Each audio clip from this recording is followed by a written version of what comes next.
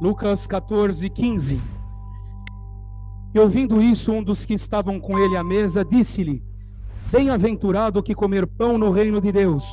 Porém ele lhe disse: Um certo homem fez uma grande ceia e convidou a muitos. E à hora da ceia, mandou o seu servo dizer aos convidados: Vinde, que já está tudo preparado. E todos a uma começaram a escusar-se. Disse-lhe o primeiro: Comprei um campo e importa ir vê-lo, rogo-te que me hajas por escusado. E outro disse: Comprei 5 juntas de bois e vou experimentá-los, rogo-te que me hajas por escusado. E outro disse: Casei e portanto não posso ir. E voltando aquele servo, anunciou estas coisas ao seu senhor. Então o pai de família, indignado, disse ao seu servo: Saí depressa pelas ruas e bairros da cidade e traze aqui os pobres, os aleijados, os mancos e cegos. E disse o servo: Senhor, feito está como mandaste e ainda há lugar. E disse o Senhor ao servo: Saí pelos caminhos e valados e força-os a entrar, para que a minha casa se encha. Porque eu vos digo que nenhum daqueles varões que foram convidados provará a minha ceia. Ora, ia com ele uma grande multidão, e voltando-se, disse-lhe: Se alguém vier a mim e não aborrecer o seu pai e mãe e mulher, e filhos e irmãos e irmãs, e ainda também a sua própria vida, não pode ser meu discípulo. E qualquer que não levar a sua cruz e não vier após mim, não pode ser meu discípulo. Pois qual de vós, querendo edificar uma torre, não se levanta primeiro a fazer as contas dos gastos, para ver se tem com que a acabar? Para que aconteça que depois de haver posto os alicerces e não a podendo acabar, todos os que a virem comecem a escarnecer dele, dizendo: Esse homem começou a edificar e não pôde acabar. Ou qual é o rei que, indo à guerra e a pelejar contra outro rei, não se assenta primeiro a tomar conselho sobre se com 10.000 pode sair ao encontro do que vem contra ele com 20.000? De outra maneira, estando outro ainda longe, manda embaixadores e pede condições de paz. Assim, pois, qualquer de vós que não renuncia a tudo quanto tem, não pode ser meu discípulo. Bom é o sal, mas se o sal se degenerar, com que se adubará? Nem presta para a terra, nem para o monturo, lançam-no fora. Quem tem ouvidos para ouvir, ouça. Amém. Louvado seja Deus. Irmãos amados, por gentileza, permaneçam com a Escritura Sagrada aberta para acompanhar a exposição da Palavra de Deus. Irmãos, no início desse capítulo, no capítulo 14, nós percebemos que nosso Senhor Jesus Cristo foi convidado em um sábado, muito provavelmente após a celebração do culto na sinagoga, para estar na casa de um dos principais dos fariseus para comer pão. No entanto, se os irmãos repararem logo no primeiro verso, aquelas pessoas que estavam junto com ele à mesa, e os irmãos hão de se recordar, já falamos num dos nossos encontros, que a mesa daquela época, ela era uma mesa geralmente rasteira, uma mesa no chão, e as pessoas elas se reclinavam à mesa, elas deitavam para comer, se apoiando no seu braço esquerdo, comendo com a mão direita. E os lugares mais importantes desta mesa, para os irmãos entenderem, seriam aqueles que estivessem mais próximos do anfitrião. Jesus foi convidado para comer na casa de um dos principais dos fariseus. Mas, veja bem aí no final do primeiro verso, eles o estavam observando.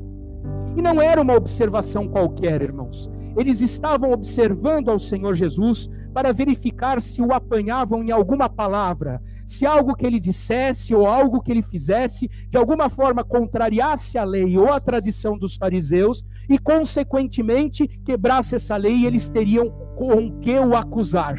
Jesus já tinha expulsado demônios no sábado, já havia curado uma mulher que estava encurvada num sábado, e agora, irmãos, talvez tivesse sido até uma reunião plantada, eles tinham colocado ali um homem enfermo, não sabemos se ele estava lá voluntariamente, ou se ele havia propositalmente sido colocado naquele lugar para testar o Senhor Jesus. Importa, irmãos, que este homem, ele era um hidrópico. A hidropsia, irmão, é um inchaço do corpo. A insuficiência cardíaca congestiva, a insuficiência renal crônica, leva, por exemplo, a pessoa a um estado de anasarca. O que isso significa? A um estado de inchaço crônico. Incham as mãos, incham os pés. Se alguns dos irmãos ou têm ou conhecem alguém que tem esse tipo de enfermidade, entenderão a condição deste homem. Então, era um homem inchado, um homem que estava cheio de líquidos, e ele estava lá diante do certo homem. Jesus, irmãos, não se fez de rogado. Aqueles fariseus, aqueles convidados estavam observando, estavam analisando o Senhor Jesus, queriam apanhá-lo, mas foi o Senhor Jesus que tomou a palavra, veja o verso 3, falando aos doutores da lei, aos fariseus, dizendo: é lícito curar no sábado? É lícito curar no sábado? Mas eles se calaram. Então, veja, tomando, no verso 4, curou e despediu. E ainda disse a eles: qual será de vós o que, caindo-lhe num poço em um dia de sábado, o jumento ou o boi o não tire logo? E não puderam replicar nada sobre isso. Irmãos, aqueles homens, se porventura caísse algum animal, um boi ou um jumento, num poço, rapidamente, mesmo que fosse o dia de guarda, mesmo que fosse o 7º dia, mesmo que fosse um sábado, eles rapidamente tirariam, resgatariam aquele animal do poço. Mas um filho de Abraão, que estava, irmãos, enfermo e necessitava de cura, alguém que havia sido possesso por demônios e necessitava de cura, necessitava de libertação, esses parece que teriam menos valor do que os animais. Os irmãos entendem? Então o Senhor Jesus tocou num ponto nevrálgico daqueles homens que serviam a Deus através da sua religiosidade, através das suas vestes, através da sua aparência, mas estavam longe, muito longe do Senhor. Então ele foi curado num sábado e ainda aproveitou para dizer aos convidados uma parábola. E se os irmãos repararem agora no verso 7, vão perceber, irmãos, que agora não mais os fariseus, os doutores, os escribas o estavam observando, mas agora quem os observava era o Senhor Jesus. Ele reparava, e o que ele reparava, diz o verso 7, como eles escolhiam os primeiros assentos. Então, ele percebeu que existiam alguns convidados muito interessados em ser o quê? Honrados, em serem aclamados, em serem beneficiados de alguma forma, assentando-se nos primeiros lugares, próximo ao anfitrião. E olha, queridos irmãos, aqui já há uma aplicação desta palavra. Digo aos irmãos que o nosso homem natural, a mulher natural, gosta de ser aclamado ou louvado, gosta de ser lembrado, nunca gosta de ser preterido, escanteado. E quem sabe, irmãos, e conhece o ser humano, e sabe ler o ser humano, e agrada o outro, e faz deferências ao outro, ou agrada de alguma forma a contemplar as necessidades do outro, em sentido da vaidade do ser, é sempre muito bem querido, muito bem amado, muito bem conceituado. Já conhece alguém assim? Eu não tenho absolutamente nada com essa pessoa parece que sabe ler as minhas necessidades, ela parece que me conhece, é uma coisa maravilhosa. Pois é, irmão, mas o evangelho na graça, o evangelho genuíno, ele não envaidece o homem, ele não trabalha, irmãos, para engrandecer o ego humano, ele humilha o homem, ele ofende o homem no seu âmago, no seu ser, ele ataca a sua vaidade. E por causa disso, irmãos, aqueles que anunciam a verdade em nome de Deus, adivinhem, não são queridos, não são amados, não são aclamados. Os falsos profetas são amados e aclamados, mas os verdadeiros profetas que profetizam, irmãos, segundo a palavra de Deus, a verdadeira profecia, que é a Bíblia Sagrada, a palavra de Deus, pode ter certeza que não é querido e nem aclamado. Desde os tempos antigos é assim. Então, amados que se ajuntam aqui nesta noite, se você quiser ouvir uma palavra amiga, uma palavra que afague o teu ego, uma palavra que aqueça o teu enganoso coração, nesta noite você não vai ouvir. Você vai ouvir a verdade em nome de Deus. E eu espero que esta palavra me liberte e te liberte também da nossa vaidade, a vaidade dos nossos sentidos, do ter, do ser e do poder. E assim cremos que o Senhor nos ajudará. Amados, Percebemos aqui então que o Senhor Jesus agora reparava neles, via como eles se organizavam para se assentar nos primeiros assentos. Mas então no verso 8, propondo uma parábola, ele lhes disse: quando por alguém fores convidado às bodas, ou seja, a uma festa de casamento, não se assente no primeiro lugar. Não aconteça que esteja convidado outro mais digno do que tu, e vindo o que te convidou a ti a ele, te diga: o lugar a esse, então com vergonha tenhas que tomar o lugar derradeiro. Mas quando fores convidado, vai, assenta-te no derradeiro lugar, para que quando vier o que te convidou, te diga: amigo, sobe mais para cima, então terás honra diante dos que estiverem contigo à mesa. Porque qualquer que a si mesmo se exaltar será humilhado, e aquele que a si mesmo se humilhar será exaltado. Irmãos, será que eram só os fariseus que passavam por esse problema? Será que eram só os escribas que enfrentavam essa situação? Somente os doutores da lei? Pode ter certeza que não, queridos irmãos. Se os irmãos abrirem a palavra de Deus em Lucas, no capítulo 22, no verso 24. Lucas 22, 24. Este problema de querer ser o maior, irmãos, estava no coração de quem? Isso mesmo, dos discípulos também. Veja, irmãos, homens que foram chamados pelo Senhor, homens que estavam aprendendo na escola do Mestre, homens que viam os milagres, homens que experimentavam os prodígios, as maravilhas, homens que ouviam diretamente os ensinamentos do Senhor. Aqui não era no início não, irmãos. Já estava quando? Na época da ceia. Não é isso? Na festa dos pães ázimos, já na Páscoa. Ou seja, o Senhor Jesus estava celebrando a ceia do Senhor com eles, e olha o que diz aí: eles estavam armando uma contenda entre eles, assentados na mesa, irmãos, sobre qual deles parecia ser o maior. E olha o que o Senhor disse: os reis dos gentios dominam sobre eles, e os que têm autoridade sobre eles são chamados benfeitores, mas não sereis vós assim. Antes o maior entre vós seja como o menor, e quem governa como quem serve. Pois qual é maior, quem está à mesa ou quem serve? Porventura não é quem está à mesa? Eu, porém, entre vós sou como aquele que serve. Irmão, discípulo do Senhor, discípula do Senhor, você já não percebeu que no reino de Deus as coisas são invertidas?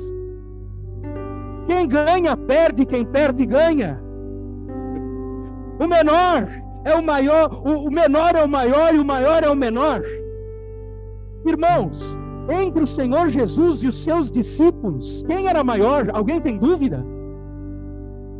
Alguém tem dúvida? O Rei dos Reis, o Senhor dos Senhores, o Verbo feito carne, o Deus Filho, o Deus encarnado, o Deus forte, o maravilhoso, o conselheiro, o Pai da eternidade, o príncipe da paz, o Criador de todas as coisas. Quem era maior? Mas ele estava fazendo o quê? Servindo os seus discípulos. E aliás, os irmãos vão de se recordar do episódio que ele ainda lava os pés dos discípulos, algo que os escravos faziam. E por que, irmãos, no meio dos discípulos de Cristo ainda há tanta vaidade, ainda há tanta arrogância, ainda há tanta gente batendo no peito, dizendo: eu tenho, eu sou, eu posso, eu consigo? Irmãos, hoje os irmãos estão assentados ouvindo a palavra de Deus, e eu estou aqui na posição de instruí-los à luz da palavra de Deus, como atalaia de Deus, como mensageiro de Deus. Mas quem é maior, irmãos? São os irmãos. Os irmãos percebem?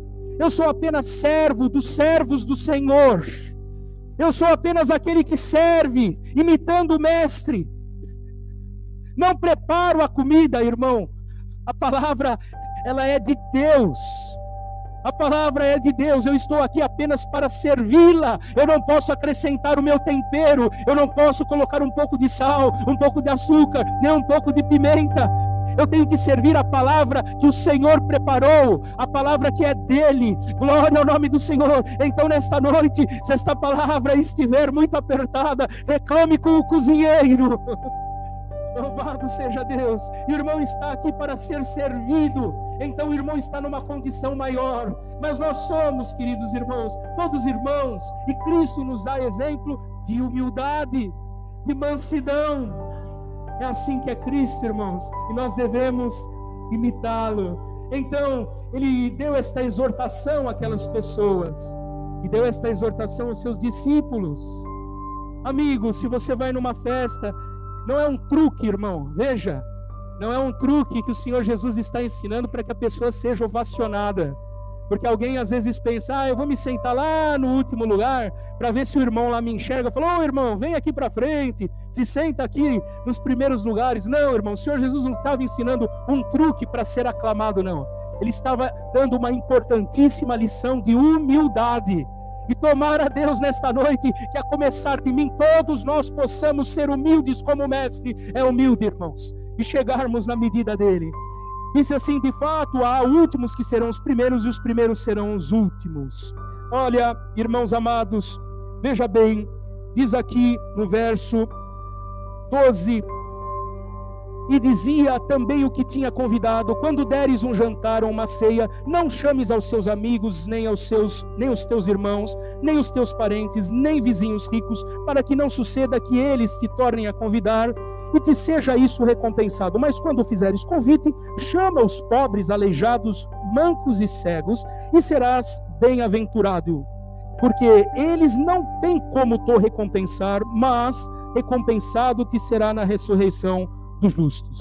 Amados, geralmente quando eu e os irmãos convidam alguém para uma festa de casamento, convidam alguém para um aniversário, convidam alguém para jantar na nossa casa ou almoçar na nossa casa, nós convidamos quem, irmãos?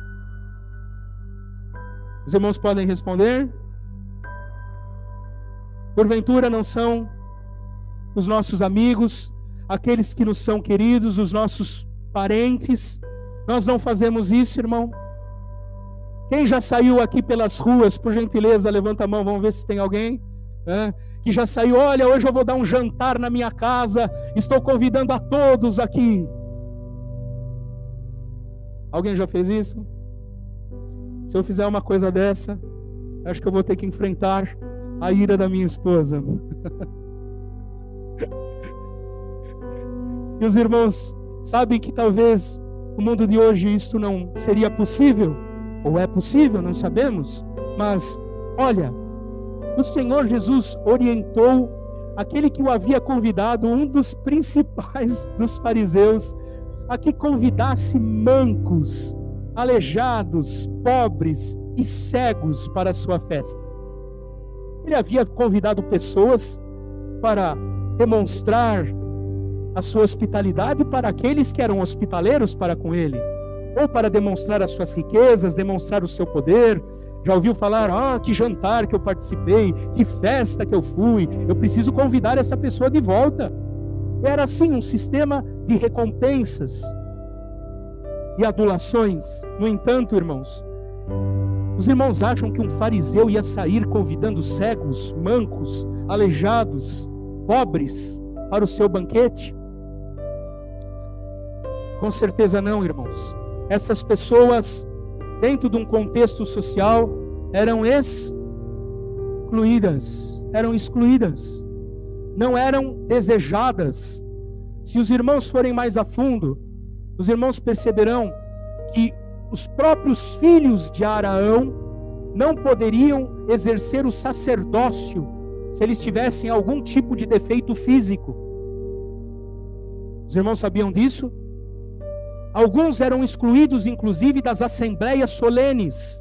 Não poderiam estar congregados com os demais integrantes do povo por possuírem algum tipo de defeito.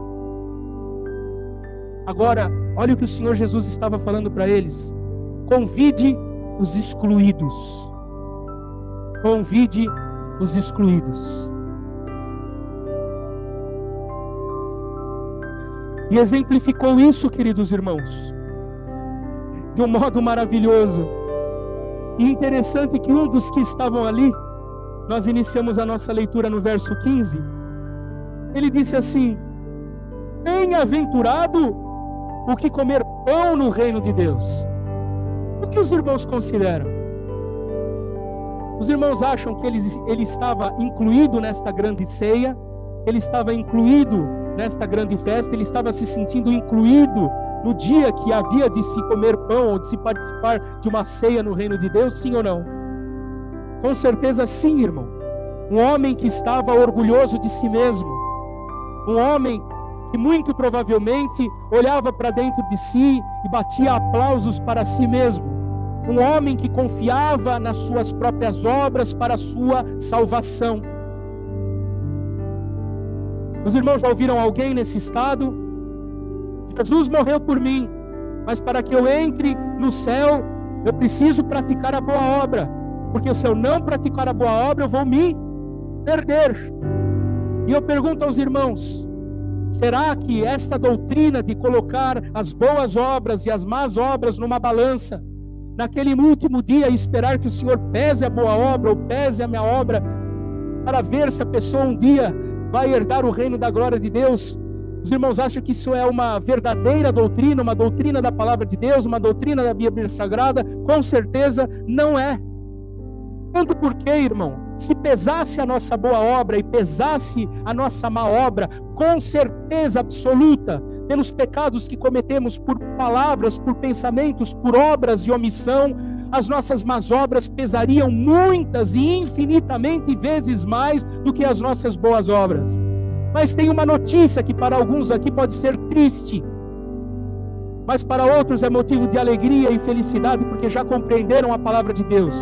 O nosso Deus é um Deus cheio de amor, cheio de bondade, cheio de misericórdia. O nosso Deus é um Deus de amor, mas o nosso Deus é um Deus santo, e o nosso Deus é um Deus justo. E o nosso Deus é um Deus de perfeição. Se você tiver um pecado que seja, você não pode ver a face nem o reino de Deus como ela é. Sendo assim, irmãos, quem de nós aqui se salvaria?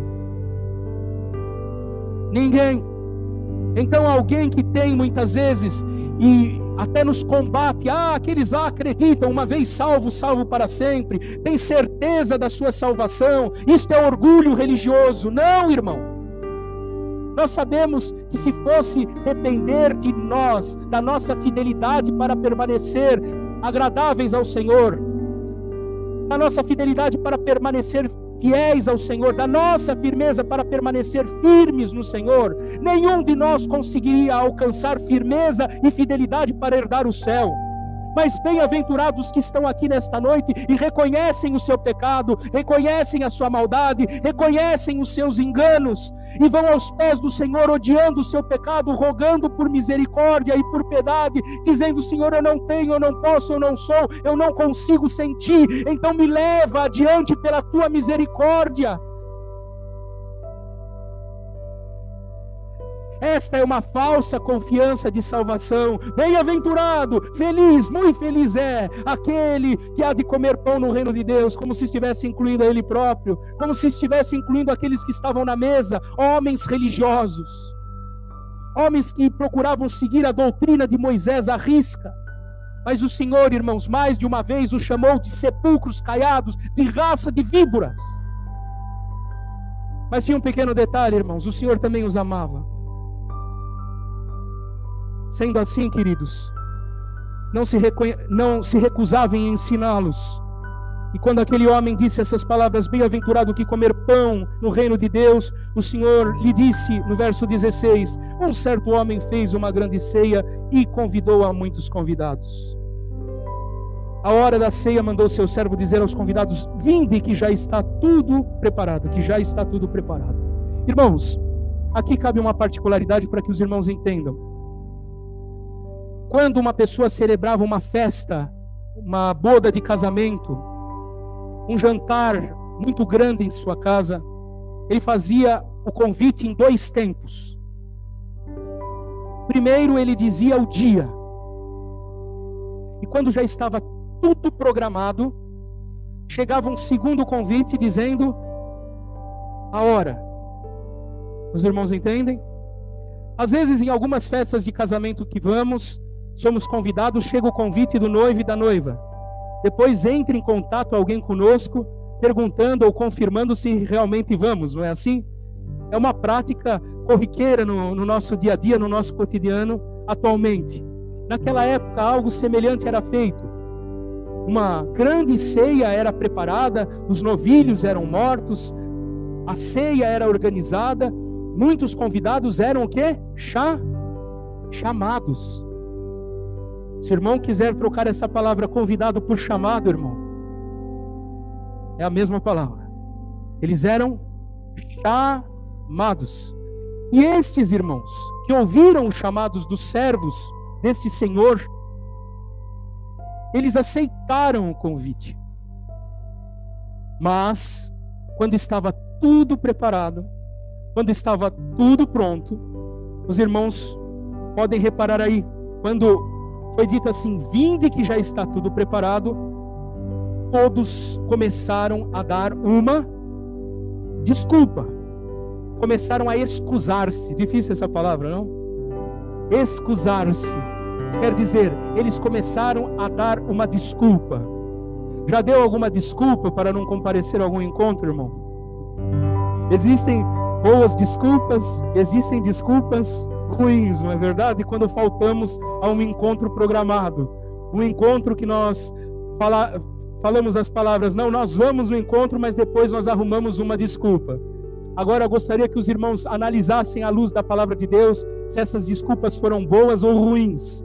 E os irmãos vão perceber, irmãos, que as desculpas foram esfarrapadas. Desculpas esfarrapadas. Dê uma olhada nisso, irmãos. No verso 18.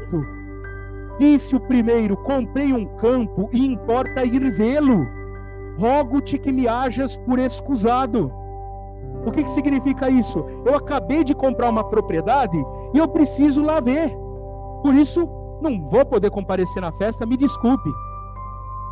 Eu pergunto para os irmãos, quem é que compra uma casa, uma propriedade, um terreno, sem ver? Tem alguém que faz isso? Claro que não. Então, ele precisava ter visto primeiro a propriedade para depois o quê? Comprá-la, adquiri-la. Desculpe sua rapada. Olha a próxima. Verso 19. Comprei 10 bois, 5 juntas de bois, e vou experimentá-los. Rogo-te que me hajas por escusado. Então, diz assim, acabei de comprar 5 juntas de bois, e estou indo experimentá-las. Me desculpem. Quem é que compra um animal, um boi, para trabalhar na sua lavoura, sem testá-lo, sem ver o animal, sem experimentar o animal? Percebe, irmão querido, irmã querida? Outra desculpa sem fundamento. E olha o terceiro, verso 20. Casei e, portanto, não posso ir. Esse amava demais a esposa, né? Ah, irmão, mas é recém-casado, casalzinho novo, amava muito, eu não queria ir na festa, deu essa desculpa da esposa, mas não podia levar a esposa, não? Poderia levar a esposa. Irmão, o que desobrigava um homem judeu de faltar a um compromisso por causa do seu casamento era só o exercício militar.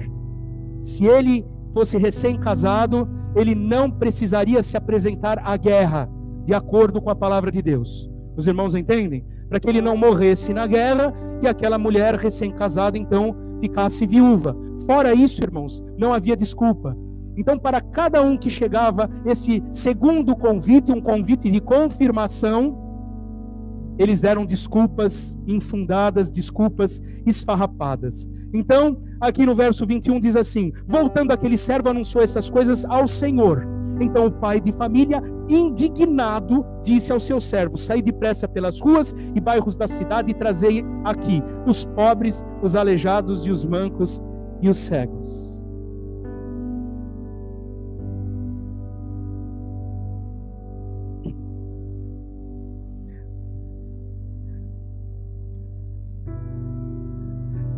O servo foi e ainda tinha lugar. ainda tinha lugar. Disse: saí pelos caminhos e valados e força-os a entrar, para que a minha casa se encha. E alguém pode perguntar: mas será que alguém é convidado e é forçado a ir à festa pelo uso da violência, pelo uso da coação, pelo uso da força? Não é nesse sentido que a palavra de Deus traz, irmão. Irmão, a irmã já encontrou uma pessoa na condição de moradia de rua, ou numa condição de mendicância, onde alguém lhe oferece algo, por exemplo, alimento, ou um banho, ou um corte de cabelo? O que a pessoa muitas vezes fala? Eu não quero ir, eu não sou digno de ir, eu não tenho roupa para ir, eu não posso ir. Imagina uma pessoa nessa situação sendo convidada para uma festa de um grande senhor, de um grande rei. A pessoa mesmo, olhando para sua condição miserável, ela está à margem da sociedade, ela está excluída da sociedade, e ela mesmo diz: não, eu não posso, eu não tenho direito de ir. Então era tarefa deste servo forçá-lo, dizê-lo: não, você vai. Mas eu não tenho direito. Não, você tem sim. Mas eu não tenho roupa. Não, eu te dou a roupa. Mas eu preciso de banho, eu te dou o banho. Mas eu não tenho condição, eu te proporciono a condição. O meu Senhor quer que a casa dele fique cheia. Está faltando lugar. Os irmãos se recordam da palavra do mestre, irmão? Na casa de meu pai há muitas moradas. Se não fosse assim, eu vou teria dito: vou preparar-vos lugar. Mas sabe o que está acontecendo, irmãos? Tem muitos que vivem na sua religiosidade, são frequentadores de igreja, sabem, irmãos, muitas vezes até ler a palavra e explicar a palavra, mas a palavra não consegue ser introduzida na sua mente e no seu coração. Então, são servos de Deus, entre aspas, por aparência. Cantam, oram, dão seu testemunho, pregam a palavra, estão em algum ministério, são pastores, bispos, presbíteros, anciães, diáconos, mas vivem no seu mundo, e por viverem no seu mundo, estão tão afastados do Senhor, estão tão afastados da palavra da cruz, estão tão afastados da palavra de Deus, não são nascidos de novo, não são regenerados, estão voltados para as coisas da vida, buscam ao Senhor por causa de casa, de carro, de posição social, comparecem em um ajuntamento que se diz cristão, para buscar algo de Deus. Eu quero isso, eu quero aquilo outro, me faça assim, me faça desse jeito.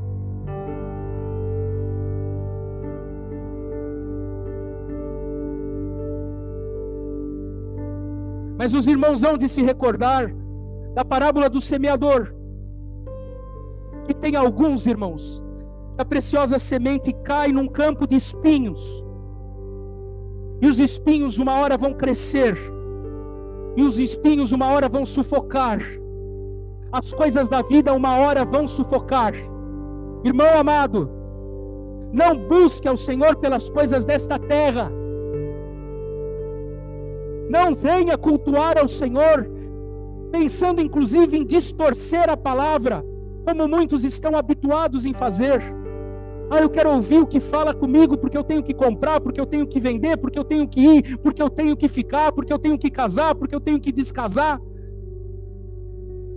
Amados, se o irmão teve esta prática até o dia de hoje, eu digo para os irmãos com o coração aberto, em nome do Senhor Jesus, que ela acabe hoje. Porque vai chegar uma hora que as coisas da vida vão sufocar a estes falsos crentes. Pode ser que a pessoa permaneça anos num caminho, anos numa religião, anos dentro de uma igreja. Mas naquele grande dia o Senhor dirá a ele: aparta-te de mim, porque eu não te conheço. E nesta noite é uma noite de temor, é uma noite de reverência e é uma noite de festa também, irmãos. É o Rei dos Reis, é o Senhor dos Senhores nos convidando para a sua grande festa. Esse não é o objetivo da nossa reunião: orarmos a Deus, clamarmos a Deus, rogarmos ao Senhor, pedirmos revestimento do alto e evangelizarmos as pessoas e discipularmos as pessoas. Então, queridos irmãos, nós precisamos ver se nós somos crentes de verdade. Nós precisamos verificar, irmãos, se o convite não chegou de forma geral, porque existe um chamado geral, mas existe um chamado especial. Irmão, você já recebeu o chamado especial do Mestre?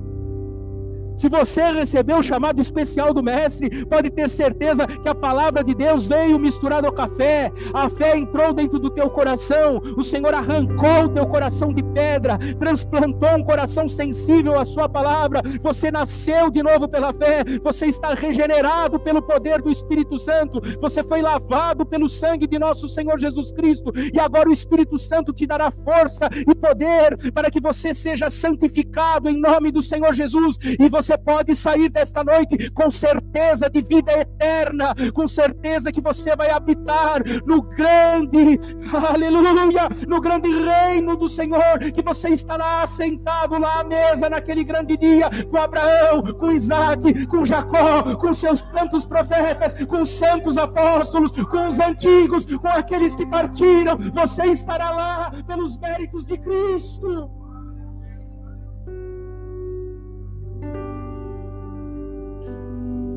Qual é a tua desculpa? Qual é a minha desculpa? Naquele grande dia não vai ter mais desculpa. Nesta parte que terminamos desta palavra, irmãos, dessa primeira parte da palavra, veja o verso 24: porque eu vos digo que nenhum daqueles varões que foram convidados provará a minha ceia. Percebeu a sentença que houve? Você deu desculpa? Você não quer comparecer? Você está arrumando um subterfúgio para não aceitar o convite, para não aceitar o chamado para a festa? As bodas estão preparadas. Não aceitou? Não. Então, uma hora não vai dar tempo de aceitar mais. Irmãos, a continuidade desta palavra fala agora a respeito de uma grande multidão que andava com o Senhor. Não sabemos se foi no exato momento que ele saiu da casa do fariseu ou algum pouco tempo depois. As multidões acompanhavam o Senhor Jesus, e é verdade. Mas o que os irmãos consideram? A multidão era de uma mesma intenção, era de um mesmo coração. Todos desejavam ouvir as palavras do Mestre e o seguir. De forma nenhuma. De forma nenhuma. Tinha gente na multidão, irmãos, que estava interessado em curas. Tinha gente na multidão que estava interessado nos milagres. Tinha gente na multidão que estava interessado nas maravilhas. Tinha gente na multidão que estava interessada no pão que perece. Estava interessado na comida. Outros estavam interessados que o Senhor assumisse o seu lugar de rei, de Messias de Israel, e libertasse o povo do domínio do Império Romano. Cada um tinha o seu interesse. Mas dentro daquela multidão existia um grupo de alunos. Existia um grupo de discípulos. Eram esses que se achegavam perto do Senhor. Eram esses que o Senhor esclarecia. Eram esses que o Senhor ensinava muitas vezes de forma mais próxima. Ele ensinava a multidão, mas ele era ouvido pelos seus discípulos. Então, irmãos, algo que nós percebemos num ajuntamento como este Muitas vezes as pessoas vêm aqui não para ouvir a exposição da palavra de Deus, não para aprender a respeito de nosso Senhor Jesus Cristo, para aprender a respeito do Evangelho. Não, irmão. A pessoa muitas vezes deseja algo de Deus, ou às vezes está aqui por mera curiosidade, ou pode ser que esteja exatamente nesse momento com o seu coração fervilhando de ódio, achando que de alguma forma este movimento precisa acabar.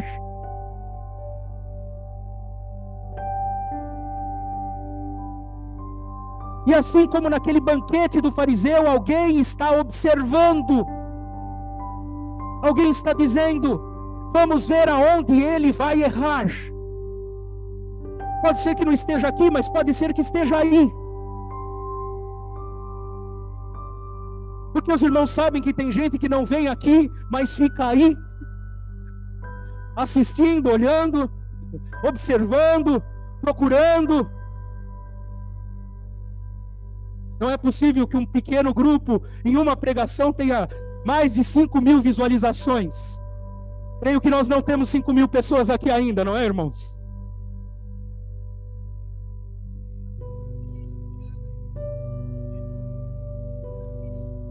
Então, querido irmão, querida irmã que aqui está, saiba que mediante a luz da palavra de Deus, a palavra que é pregada, a palavra que é explicada, é exposta aos caros irmãos, os irmãos vão entender o seguinte: o Senhor Jesus não se importava com a quantidade. Ele dizia sim, pregava sim às multidões, mas existia um interesse muito grande em qualidade. Irmãos, nós não temos numerofobia, não se engane.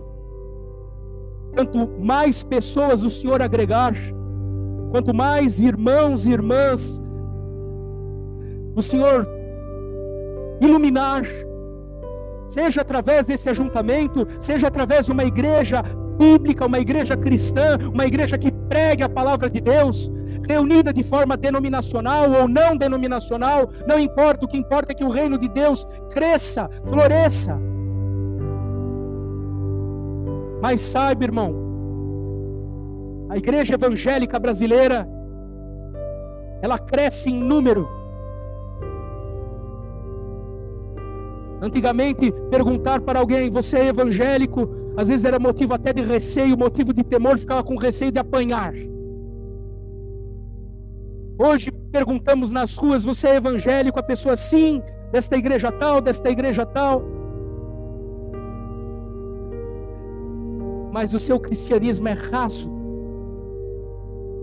Não existe profundidade, não existe comprometimento com Cristo.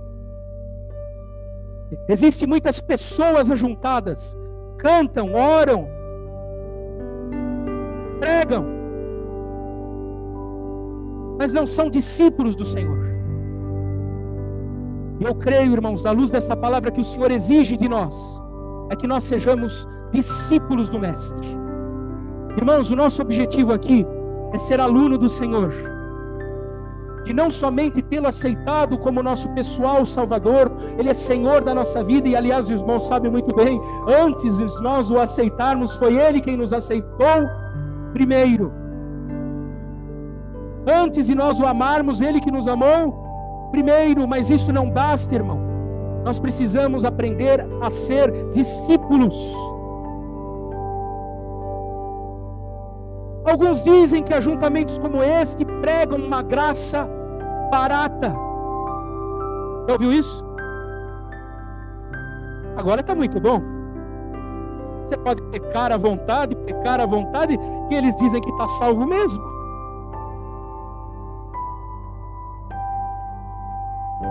Irmãos, a marca indeletável do verdadeiro crente, a marca indeletável do verdadeiro cristão são as boas obras. Nós não somos salvos pelas nossas obras. Nós não cansamos de recitar 2 de Efésios nesse ajuntamento, porque a salvação é pela graça por meio da fé, não vem de nós, é dom de Deus, não vem pelas nossas obras, para que nós não nos enchemos, não nos gloriemos diante do Senhor. Não arroguemos para nós qualquer mérito ou qualquer crédito para entrar no reino da glória. Mas os irmãos não se esqueçam, nós somos criados para a glória de Deus, nós somos criados para as boas obras. A boa obra é marca indeletável do verdadeiro crente, a boa obra é resultado da nossa salvação. Então esta graça não é uma graça barata, irmão. A graça do Senhor Jesus foi de graça para nós, mas ela custou o sangue precioso de nosso Senhor Jesus Cristo. Os irmãos entendem? A graça é de graça, que maravilha, mas agora tem um custo. E hoje o Senhor vai te ensinar a fazer uma conta, e vai me ensinar também, que preciso desta palavra, a fazer a conta do custo do discipulado, para ver se você é verdadeira discípula de Cristo, para ver se você e eu também, se somos verdadeiros discípulos de Cristo ou não. Quer aprender a conta? Quer aprender o custo? Vamos voltar para a palavra de Deus. Diz o verso 26, se alguém vier a mim, e não aborrecer a seu pai, mãe, e mulher, e filhos, irmãos e irmãs, e ainda também a sua própria vida, não pode ser meu discípulo.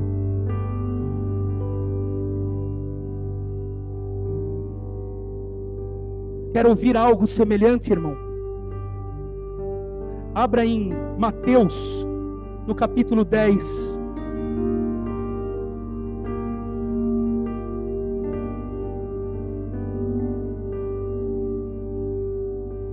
Mateus capítulo 10, verso 32.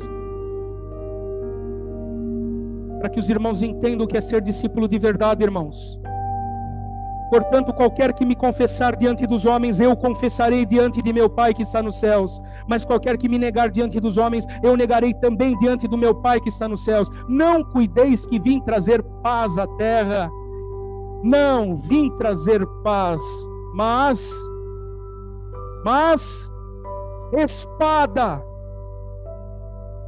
Porque eu vim pôr em dissensão o homem contra seu pai, e a sua filha contra sua mãe, e a nora contra sua sogra, e assim os inimigos do homem serão seus familiares. Quem ama o pai ou a mãe mais do que a mim não é digno de mim, e quem ama o filho ou a filha mais do que a mim não é digno de mim. E quem não toma sua cruz e não segue após mim não é digno de mim. E quem achar a sua vida, perdê-la-á. E quem perder a sua vida por amor de mim, achá-la-á. Irmãos, hoje nós vamos entender essa palavra.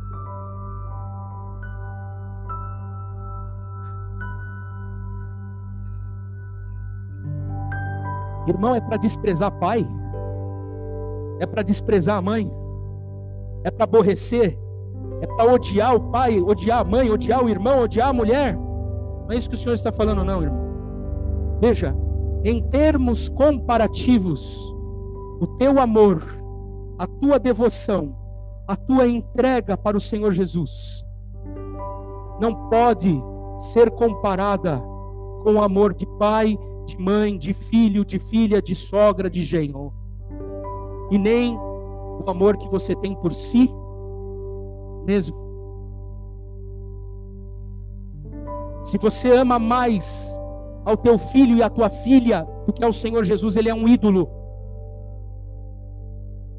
Se você ama mais a tua mulher, o teu esposo, mais do que o Senhor Jesus, ele é um ídolo.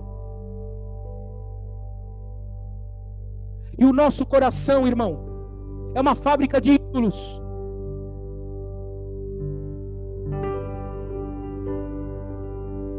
Alguns dizem, eu não adoro nenhum tipo de imagem, eu não venero nenhum tipo de imagem. Às vezes o teu ídolo é a tua mulher, o teu ídolo é o teu marido, o teu ídolo é o teu filho e a tua filha. O teu ídolo é o teu ego, é a tua vaidade pessoal, é o teu próprio ser. Irmão, percebe que não dá para cultuar um ídolo e cultuar ao Senhor Jesus? Não dá para adorar um ídolo e adorar ao Senhor Jesus? Então, comparativamente, irmão, o amor que temos para com os nossos filhos, filha, esposa, esposo, é como se fosse ódio comparado com a devoção, a entrega, o amor que nós devemos ter para com o Senhor Jesus. E eu sei, irmãos, que quando o Evangelho chega numa casa, quando o Senhor ilumina alguém dentro de uma família, os outros que não foram iluminados, os outros que não foram esclarecidos, os outros que muitas vezes não foram tocados pelo Espírito Santo, eles se tornam verdadeiros inimigos dentro desta casa. Qual de vós não passa por isso, ou não passou por isso, ou não está passando por isso?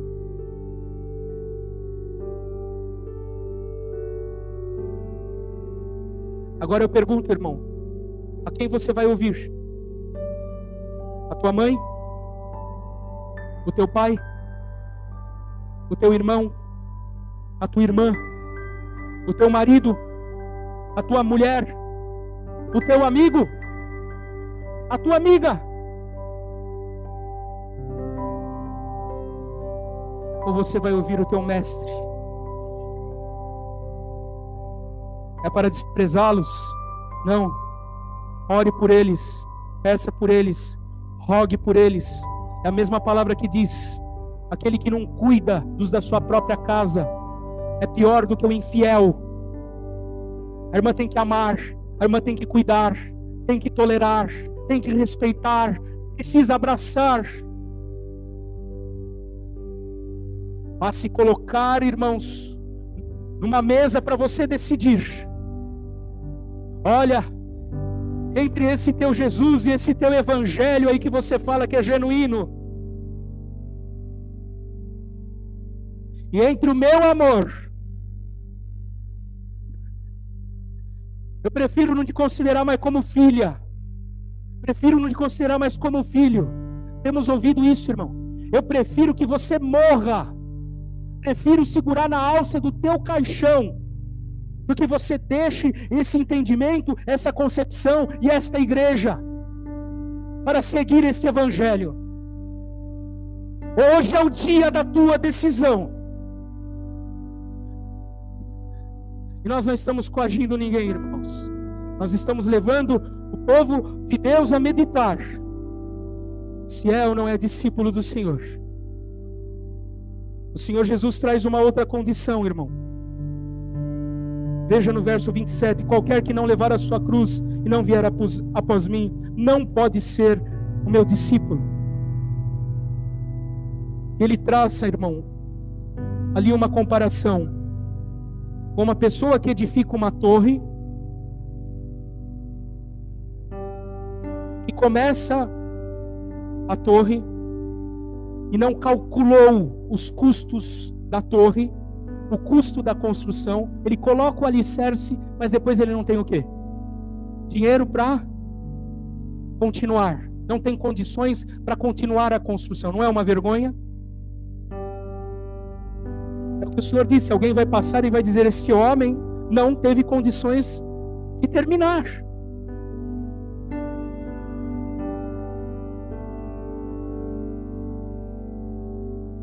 E depois ele ainda diz, essa foi a comparação relacionada à construção. Depois ele usa uma outra comparação, dizendo a respeito de um rei, verso 31, que vai à peleja contra outro rei. Quando ele vai à guerra contra outro rei, ele tem que calcular se com a quantidade de soldados que ele tem, ele tem possibilidade de vencer uma outra quantidade de soldados. Aqui coloca, os irmãos podem reparar: toma conselho se com 10 mil pode sair ao encontro do que vem contra ele com 20 mil. Irmãos, isso é possível se os seus soldados foram destros na guerra, se eles tiverem habilidades belicosas, se eles dominarem a arte da guerra para, então, vamos dizer assim, batalharem ao ponto de vencerem um exército que tem o dobro da sua composição. Mas isso precisa o quê? De análise. Precisa verificar o custo. Precisa verificar se haverá condições de vencer, porque senão, o que diz a palavra aí no verso 32, de outra maneira, estando ainda longe, o outro ainda longe, ele manda embaixadores pedindo o quê? condições de paz. E o Senhor usa, irmãos, esta comparação da construção e da guerra para exemplificar, irmãos, quanto nós devemos calcular para verificar se somos ou não discípulos do Senhor. Irmãos, um esclarecimento. Carregar a cruz, alguns não interpretam bem. Sabe por quê? Pensam que a cruz é o marido, pensa que a cruz é a mulher, pensa que a cruz é a enfermidade, é a doença, pensa que a cruz é o filho, pensa que a cruz é o vizinho barulhento, pensa que a cruz é o chefe do emprego. Já ouviu falar isso? Ai, que cruz! Não tem absolutamente nada a ver, irmão. A cruz não é a causa impossível, a cruz não é a enfermidade incurável, a cruz não é a dificuldade financeira. Isto não é cruz. Os irmãos se recordam como era a morte de cruz? A morte de cruz no Império Romano era uma das mortes mais vergonhosas e escandalosas que um candidato, que um condenado poderia suportar. Alguém que era condenado à morte de cruz, irmão, era despido. Nu ou seminu, ele era açoitado. E no seu azorrague, naquele chicote, havia ossos amarrados nas correias de couro, ou pedaços de pregos, para que a pessoa, sendo chicoteada, ela sofresse uma dor excruciante. Além da vergonha, era uma morte de agonia e uma morte de tortura, e aqueles que não morriam já no chicoteamento, eles eram obrigados a carregar a trave da cruz até o local da sua crucificação. Nas ruas, eles eram cuspidos, atiravam coisas sobre os condenados, eles eram achincalhados, xingados e desmerecidos, e envergonhados publicamente, até que chegassem ao lugar do seu martírio, e eram pendurados na cruz. Uns eram amarrados com cordas, e ainda outros eram pregados, e permaneciam muitas vezes horas naquele lugar, sofrendo dores terríveis, alguns com o público à volta.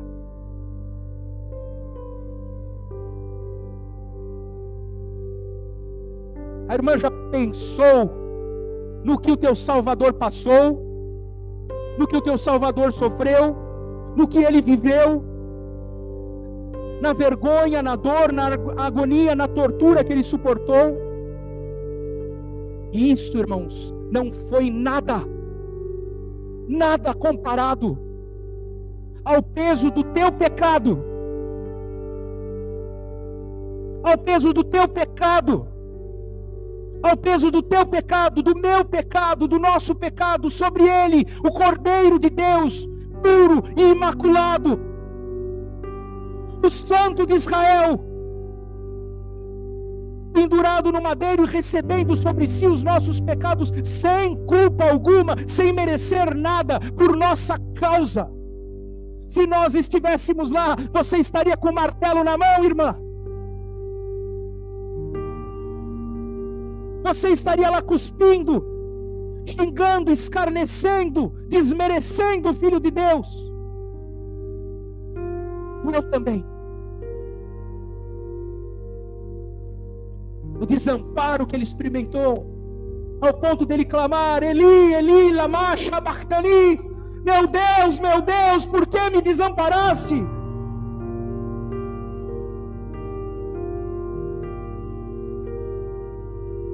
Mas por grande graça e por grande misericórdia, ele disse essas palavras: Tetelestai, está consumado, acabou, eu venci, nas tuas mãos entrego o meu espírito.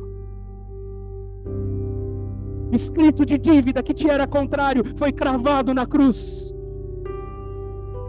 Ele derramou o sangue precioso e imaculado dele por amor da nossa alma. E agora, quando os irmãos voltam para este verso, os irmãos percebem o que é carregar a cruz. Jesus ainda não havia sido crucificado. Ele estava falando da renúncia do eu, da renúncia do ego, da renúncia das razões próprias, dos motivos próprios, das vaidades próprias.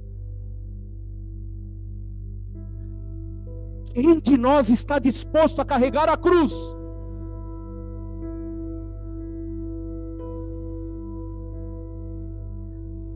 É muito fácil o que acontece hoje nas igrejas.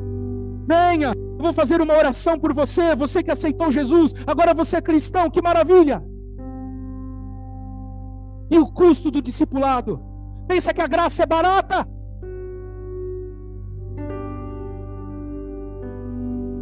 Pensa que não tem que haver santificação, purificação, e nós não precisamos estar em constante oração, de joelhos no chão, clamando ao Senhor, rogando ao Senhor, pedindo ao Senhor, vivendo uma vida realmente cristã, carregando a nossa cruz, irmão. Nós ainda cantamos hoje, um dia o Senhor vai trocar a cruz pela coroa, mas até que esse dia chegue, irmão, nós devemos renunciar à vaidade, renunciar ao engano, renunciar à malícia, renunciar à idolatria, renunciar à vida dissoluta. Não há comunhão entre Cristo e Belial, irmãos. Então não diga que essa graça é fácil, que a graça é barata. Nós cremos sim, que quem é eleito do Senhor é eleito do Senhor. Custe a que custar, doa a quem doer. A virtude do Altíssimo e do Todo-Poderoso tocará nos corações e fará com que perseveremos como a Sião celestial. Mas nunca, jamais nos esqueçamos da nossa responsabilidade, porque Deus é soberano, mas o homem é responsável. E essas verdades bíblicas estão conjugadas na Escritura Sagrada de modo indissociável. Então nós precisamos sermos santos como Ele é santo. Lembrarmos todo dia do seu vitupério. Pegarmos a nossa cruz, renunciando a nós mesmos e ao nosso eu, para sermos considerados discípulos do Senhor. Para finalizarmos, irmãos, diz aí no verso 33: assim, pois, qualquer de vós que não renuncia a tudo quanto tem, não pode ser meu discípulo. Nós somos, irmãos, apenas mordomos dos bens que o Senhor nos concede. Nada é nosso, tudo é dele. Nós somos apenas administradores dos bens que o Senhor nos concede. Se você tem e bate no teu peito e diz eu tenho, eu sou, eu posso, eu consigo, você ainda não compreendeu que você não tem, não pode, não consigo, eu não tenho, não posso, não consigo nada sem Deus. Quando o Senhor te pede algo, irmão, não é que você está tirando do que é teu para dar para o Senhor. Ele não precisa de nada. Alguns dizem falsamente que Deus precisa de glória, diz que Deus precisa de louvor, diz que Deus precisa do nosso glória, do nosso louvor, e alguns ainda dizem que Deus se alimenta do nosso glória. Olha que coisa absurda. Deus é Deus, irmão, é eterno, de infinito poder. Deus é imutável. Deus não precisa do homem, não precisa de nós, não precisa desse ajuntamento, não precisa dos nossos cânticos, das nossas orações. Não precisa, irmão. Ele te criou para a glória dele. Você pode entender essa cosmovisão? Você foi criado para a glória de Deus. É nosso dever, é a nossa obrigação render-lhe culto, render-lhe honra, render-lhe glória, render-lhe louvor. Nada é nosso, tudo é dele, irmão. Por isso, se você não renuncia a tudo quanto tem, você não pode ser discípulo do Mestre. E o Senhor finalizou dizendo: bom é o sal, mas se o sal se degenerar, com que se adobará? Nem presta para a terra, nem para o monturo, lança-no fora. O sal é bom, mas se ele perder o sabor, como restaurar o sabor do sal? Não serve nem para o solo, nem para adubo. Ele é jogado fora. O sal, irmãos, tem maravilhosas propriedades de dar sabor aos alimentos. O sal, ele serve como conservante. As pessoas que são mais antigas aqui muito bem sabem. Talvez a irmã Cida é da época que não tinha geladeira, irmã. O que fazia? Salgava a carne. Tem alguns que estão já se identificando, mas isso, você falando, denuncia a tua idade, viu, irmã? Faz muitos anos, né, irmã Cida? Muitos e muitos anos. Hoje temos a geladeira, os conservantes, mas naquela época era salgado e conservado com sal. O sal também é antisséptico, irmão. Na própria palavra de Deus, diz que quando nascia uma criança, o cordão umbilical era cortado e a criança era lavada e salgada. Vocês sabiam disso? Para ser livre de algum tipo de vírus ou bactéria. Então tinha propriedades antissépticas, bactericidas o sal. E aqui o Senhor está dizendo, bom é o sal. E foi Ele mesmo que disse, irmão, que nós somos o quê? Sal da terra, luz do mundo e sal da terra. Percebeu que você vai ter que fazer a diferença neste mundo? Fazer a diferença aqui nesse ajuntamento é muito fácil. Eu fazer a diferença aqui nesse ajuntamento é muito fácil. Agora, nós havemos de fazer a diferença lá dentro da tua casa, lá no teu casamento, lá na tua família. Havemos de ser diferença, irmão, na tua vizinhança, na tua escola, no teu trabalho, na tua universidade, nas ruas desta terra, por onde o Senhor te enviar, irmãos. Seja sal da terra, porque se você perder o sabor, irmão, não serve para mais nada. Não serve nem para adubo, não serve para o monturo, não serve para nada. Serve para ser lançado e pisado pelos homens. Então, irmãos, finalizamos a exposição desta palavra como Cristo finalizou a sua exposição, dizendo: quem tem ouvido, quem tem ouvidos para ouvir, ouça. Lá no Apocalipse, essa expressão se repete: quem tem ouvidos para ouvir, ouça o que o Espírito diz às igrejas. Não estamos inventando nada, irmão. Estamos pregando a palavra de Deus com fidedignidade. Quer os irmãos gostem ou não, quer você goste ou não, nós estamos aqui como arautos do Rei, como mensageiros do Rei, pregando a palavra, fazendo o convite: vinde às águas, vinde às bodas do Cordeiro. A ceia está preparada, mas saiba, a graça é de graça, mas o discipulado tem custo. Deus seja louvado. Amém. Louvado seja Deus.